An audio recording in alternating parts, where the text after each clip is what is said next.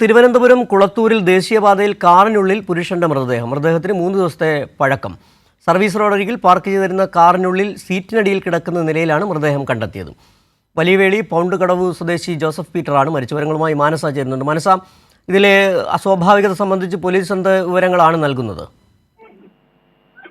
സിജു, രാവിലെ റോഡിൽ പോയവരാണ് ദുർഗന്ധം കണ്ട് നോക്കിയപ്പോൾ കാറിനുള്ളിൽ മൃതദേഹം കണ്ടെത്തിയത്.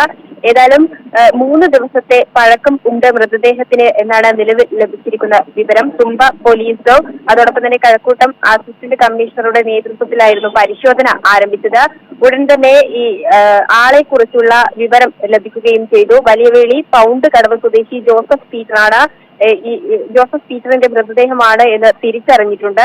മറ്റ് നടപടിക്രമങ്ങളൊക്കെ നടന്നുകൊണ്ടിരിക്കുകയാണ്. ഒപ്പം തന്നെ സർവീസ് റോഡരികിൽ പാർക്ക് ചെയ്തിരുന്ന പീറ്ററിന്റെ കാണാതായ സംബന്ധിച്ച് വീട്ടുകാർ പരാതി നൽകിയിട്ടുണ്ടാവുമല്ലോ. കാരണം ഓണത്തിരക്കായിരുന്നു, ഓണ അവധിയൊക്കെ ആയിരുന്നു. പരാതി നൽകിയിരുന്നു വീട്ടുകാർ? തീർച്ചയായും അത്തരം അന്വേഷണങ്ങളൊക്കെയും നടന്നു വരികയാണ്. കൂടുതൽ വിവരങ്ങൾ ലഭ്യമാകേണ്ടതുണ്ട്. സർവീസ് റോഡിനരികിൽ പാർക്ക് ചെയ്തിരുന്ന കാറിനുള്ളിൽ സീറ്റിനടിയിൽ കിടന്ന നിലയിലാണ് മൃതദേഹം കണ്ടെത്തിയത്. ദുരൂഹത തുടങ്ങിയ കാര്യങ്ങളൊക്കെയും നിലനിൽക്കുന്ന ഒരു സാഹചര്യം കൂടിയാണ്. കൂടുതൽ വ്യക്തത വന്നതിന് ശേഷം മാത്രമാണ് മറ്റു കാര്യങ്ങൾ. കാറിന്റെ പിൻസീറ്റിലായിരുന്നു അതോ ഡ്രൈവിംഗ് സീറ്റിന്റെ എവിടെയായിരുന്നു മൃതദേഹം കണ്ടത്?